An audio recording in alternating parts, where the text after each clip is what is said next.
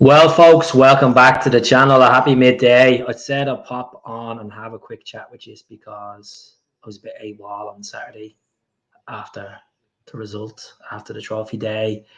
Bit AWOL yesterday, busy times, but we have a massive week ahead. A final game of the season, Scottish Cup final, Glasgow Derby.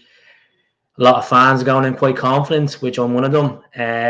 We can't take a team like Rangers for granted. Yes, we have beaten them 3 times this season in the league and we drawn, but they've also won a cup as well. So that this will be all or nothing for them.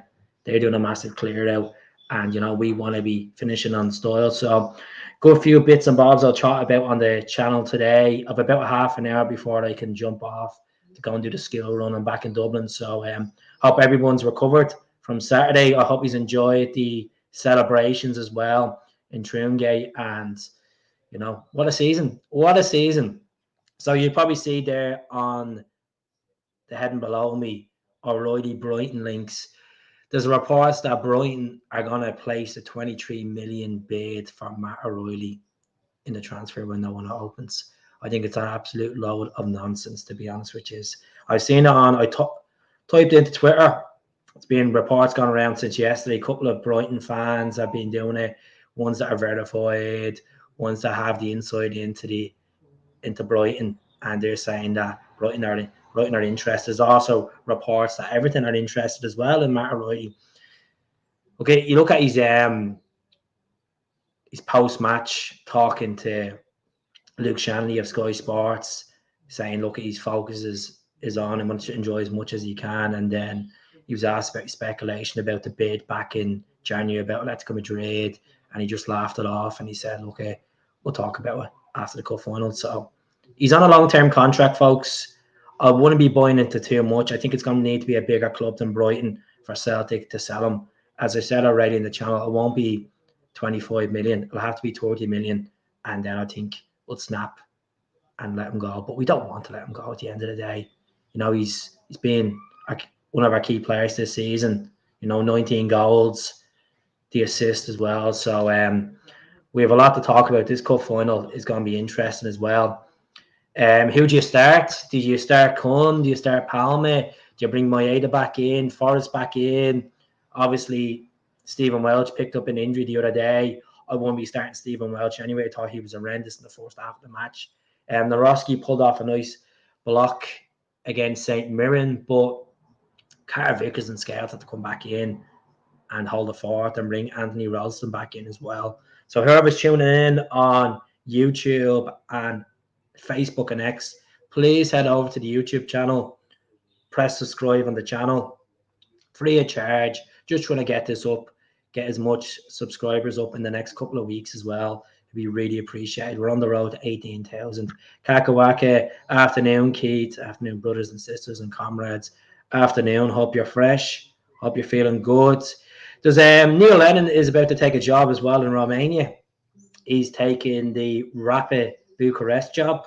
Don't even know where he finished in the table, but Lenny's going to be going back into management.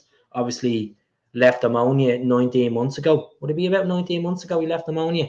But yeah, I wish Lenny the very best on his next chapter of his career. I would have thought he would be, linked with the Hibs job, even though he went to Hibs.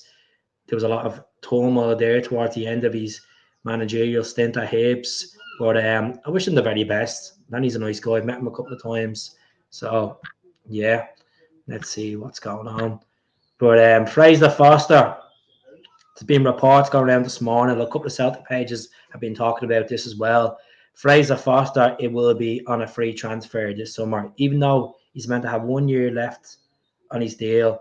Spurs are listening. Spurs are willing for offers as well, but also just talks as well that are going to terminate his contract. So I don't know how it's going to go. I don't know if they're just going to cut the deficit, snip his contract, or either pay him out the rest of his contract. I don't know exactly what's going to happen with Fraser. Fraser's 36. I would not take him back at Celtic. I know a lot of people probably would take him back, but he's 36. We want to plan long-term here, folks. Joe Hart was obviously an amazing servant to the club, and he still has 1 game left. We're not forgetting about that. The display from the Green Brigade the other day Super Joe Hart was phenomenal. Give a shout out to the Green Brigade for the really nice display they done, the tifos and stuff like that. What a legend. But I think as a club we need to move forward. He's 36, folks. I want to get a keeper in that's 25, maybe 28. You know, with Joe, we were in a difficult place after not winning the league the previous season. We needed to get more leaders on that pitch. And then when Joe came in, he made a stamp with experience. And I know Chris Sutton offered him, said it to him the other day. He's like, "Would you not stay for another year?" But he's made his mind up, and look, he wants to, finish off his career with a Scottish Cup and retire and focus on his family, and that's the most important thing, Fraser does have character, 100%. Like, a Fraser's time, 3 times at Celtic, was remarkable. Obviously, when he came back in the 1920 season, the saves against Lazio, the League Cup final, some crucial saves. But we need to be getting a younger keeper, folks. Like, if we're gonna the business model of Celtic, get someone in for about 8 million, break the bank, and get a decent keeper, because can't be complacent next season going into the league and the Champions League campaign. We need to invest in the squad heavily, and I mean strikers, another centre back. I think we need a left back as well in this window. Arthur was a man with real character. Arthur was phenomenal. Arthur's probably, in my eyes of watching Celtic over the last 20 odd years, I would say Arthur Borges has been my favourite keeper. It'd be Arthur, Fraser, Joe, and then Gordon, in my eyes. Look at Joe. Joe as a leader, as a person that loved the club, is up there. But Fraser, as an ability as a keeper, was a better keeper. Arthur had everything: the passion, the saves, the charisma. He was a really top class keeper. Couldn't take that away. So yeah, it was obviously a good win the other day, 3-2. Lewis Palma, I thought, was absolutely poor in the game. Then obviously he came up with a goal in the second half, and I wouldn't even consider having him in near the starting lineup on Saturday against Rangers. I think I'd stick Moyeda and Forrest back in. We need to get them lads back in there. Forrest for experience. He looks quite sharp. Some people say Kyogo up front. Kyogo loves a goal against them at Hampden. Why not? Ida played well against Kilmarnock. A bit physicality up there. They're going to be missing players. They're missing goals, and they're missing Seema as well. They obviously had a few players missing against Dundee. I don't care what happened at Tynecastle. I don't care who scored or who were played from that day. It doesn't matter to me. Either way, we had the league wrapped up, and that result doesn't count in my eyes. Champions for the 54th time, and hopefully we be Scottish Cup winners for I think it's the 42nd time, if I'm correct. So yeah, the comments are flying in. Let us know how you're feeling about the weekend. There's a lot of time to go. There's going to be a lot of speculation over the next couple of weeks about Matt O'Reilly's future. As I said already on the channel, he's in a contract to May 27. He's been one of our key assets. He's at improving under Brendan. Said it as well about Brendan's first season at the club, but he did say he'd see the fans in May, and he delivered. He delivered the league. Not just the league, we're into the Champions League next season. We delivered 60 million kitty as well, which at least 25 million of that revenue should be invested into the squad, because we'll get agitated towards the window if there's not enough quality coming in. Now, and the biggest thing that we should learn from the last couple of windows, especially last summer's window, is not quantity over quality over quantity. If it's one or two players coming in that fits them important positions that we need to strengthen in, happy days. I think, regards to our centre midfield, I think we're okay. If we keep Matt, I think we should be fine for this season. Atate in there as well, Callum, and then we have Awata, and then Bernardo as well. So that this talk of the obligation to buy with Paolo Bernardo. So yeah, get the comments in. Do subscribe to the channel.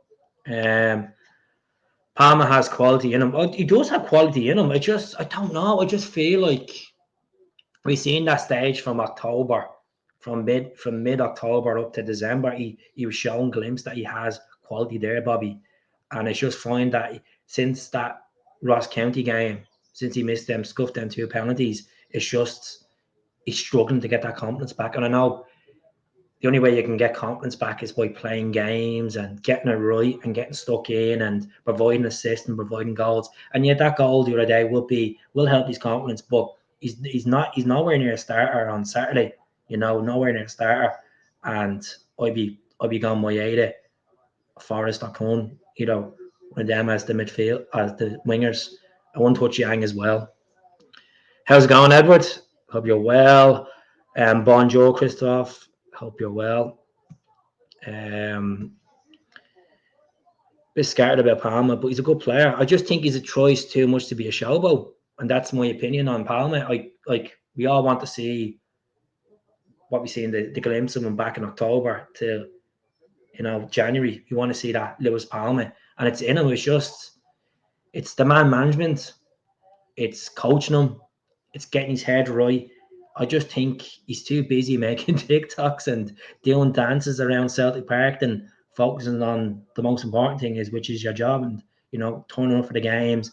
Like trying to skin players the other day, it was just outrageous. It's like the second touch, he just flops. And as I said, I'm not here to really shoot him down and shoot his confidence down because I want to see him strive in the Celtic shirt. He's our second ever Honduran. And he's enjoying time in Glasgow, but we want to enjoy him as a player as well. That's the most important thing. Is young, full of carry on. That's it. That's what I'm saying. Leave that stuff in the background and focus on the most important thing, which is delivering, getting assists, playing a crucial part in the team, actually taking players on. It just feels like he's lacking the confidence there on that. But look, the goal will help him. I thought Ralston played well the other day as well. Good to see, as I said, fantastic send off to Joe Hart at Paradise. You could see how emotional he was getting, coming off. Scott Bain replaced him, and he'll go down as I know people might think it's a bit premature. Like, fair enough, he won 3 league titles, 2 League Cups, and a Scottish Cup, and pending another Scottish Cup. He'll be delivered the goods on Saturday. He'll go down as an icon. As I said, he stirred the ship when he came in. Callum did that with our shoulder there to help with a bit of support. And you go back to Joe Hart's debut against Jablek, flown over. You look at his interview on Celtic TV. He talked highly about Fraser. He talked about, Celtic's reputation as a club and Fraser telling him good things and stuff. Really good, really good. And he wasn't expecting to receive that, that applause and that love from the Celtic fans, that rapport. And he did. He got it, But yeah, look at Palma will hopefully, time will come. We're hoping next season he will turn up and see what happens. That's it. And we can't lower ourselves to their level. And that's the best way to describe it. We can't lower ourselves. Look, we seen at Ibrox the start of the season, scrapped the results, played well in the first half. Second half, we done decent. Kyogo got the goal of stroke at half time. Second game against them, Parkhead, done really well. Bernardo scored a cracker, then Kyogo scored in the second half.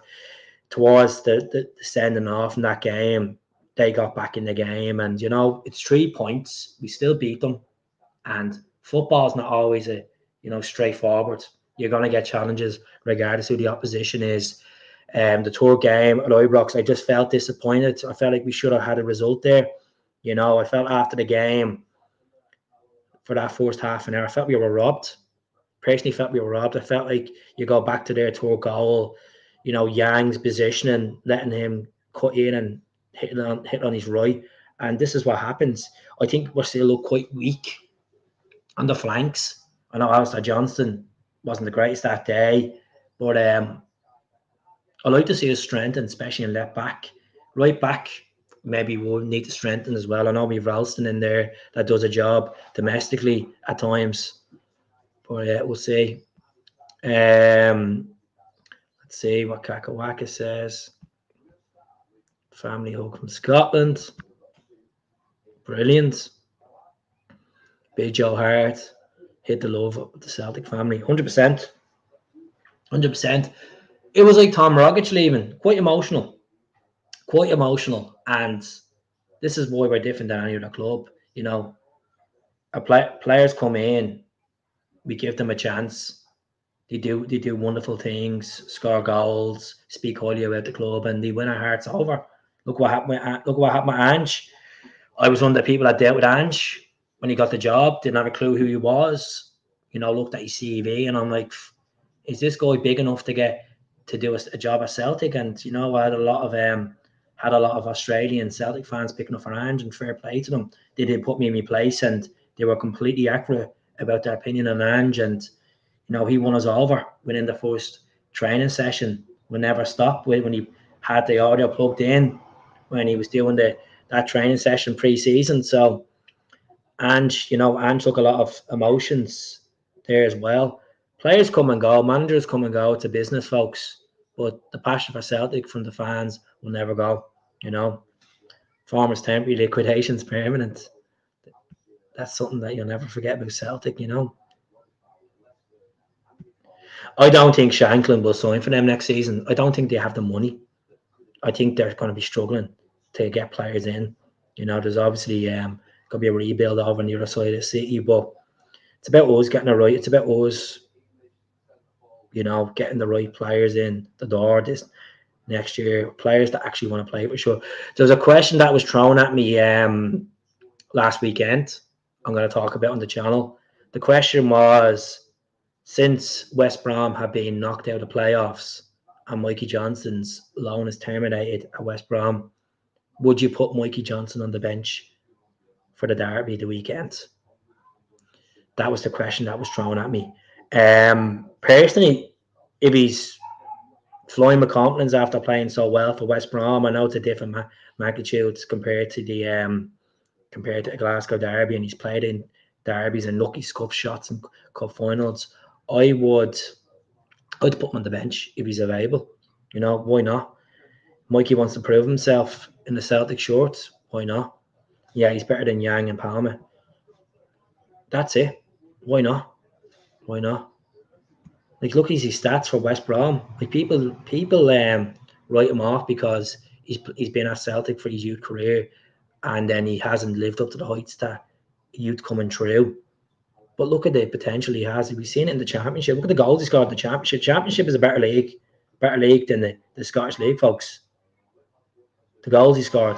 Yeah, it's not the same pressure where you're playing at the Horns compared to Celtic Park, 100%. But you got to risk it as well. I'd put him in the squad if he's available. If he's available, as I said, it's only a question. I don't know how accurate he would be to come back and be in contention if he'd be training at Lennoxtown this week after the loan deal is done with. The loan deal is expired with West Brom. So see what happens. That's it. 100%. I know it's, but you gotta. Well, this is the thing about football is you gotta strive in the big games, and if he wants to salvage his Celtic career, he's gonna have to turn up eventually, or just either cut the contract and let him go. You know, cut the contract and let him go. Oh, you're fine. Don't worry about it. He's a jinky player, but Mikey needs to be more serious too. It's a different landscape of football. He's nowhere near the player of jinky. You know, skillful player, but there's only so much a player can do when take players on. It's the end product with Mikey Johnston at times that's questionable, especially in a Celtic shirt. Well, West Brom shirt on, he's not a bother whatsoever. But yeah, see what happens. The weather is quite nice in Dublin. Who to start, Kyogo or Ida? I'll go with Kyogo. I think Kyogo starts. He has the goals against Rangers in the past. You know, he's scored crucial goals in cup finals against Rangers at Hampden. Why not? You go with Kyogo. Obviously, he's pushing to get his 20th goal of the season as well. So I'll go with him. Either would I change? Maybe the second half depends how the game's going. Bring Ida on second half, physicality in there. Maeda has to start, no question about it. He's had his chances many times.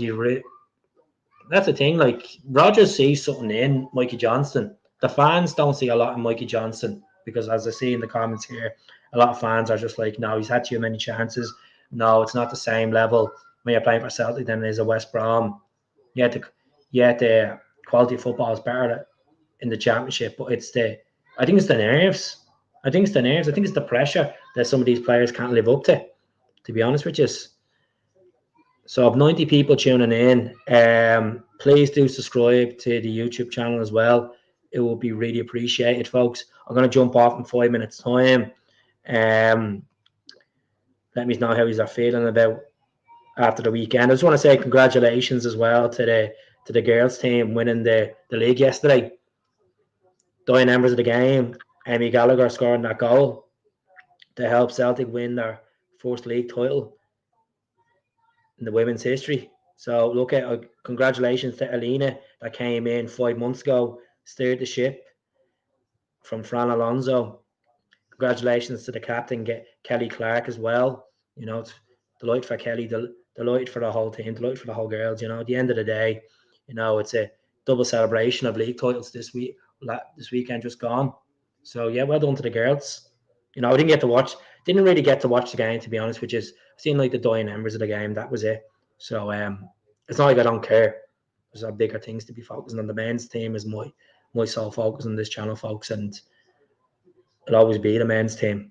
But I have to give a shout out to the girls, you know. Shout out, fair play to them.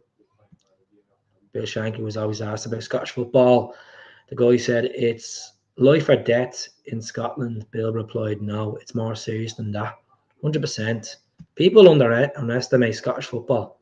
You know, half of these players that play in Scottish football, they're rated highly and they go down to England and they flop because they either just can't do it. Or either they go down to England like a Virgil van Dijk and strive and be 10 times better.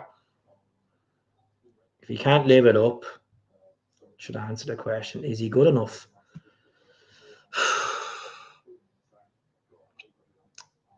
I think there's something left in Mikey Johnston, to be honest. I really believe, looking at if he went to West Brom and he scored feck all goals and feck all assists, I would say no, he's not good enough.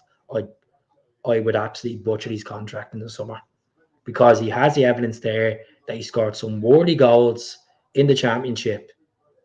I'd put him on the bench. There's no harm having another option there. I'd rather Mikey Johnston than Yang.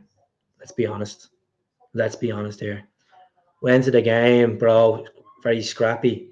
Scrappy the first half. Look, O'Hara scored that lovely goal against us, and then obviously they got the penalty, and that was shocking. Shocking defending by Stephen Welch, but it is what it is.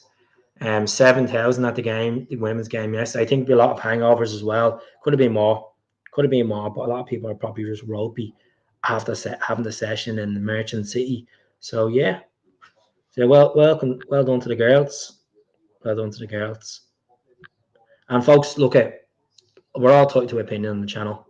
I know you're asking me a serious question about Mikey Johnston, and if I give my answer, that's my answer.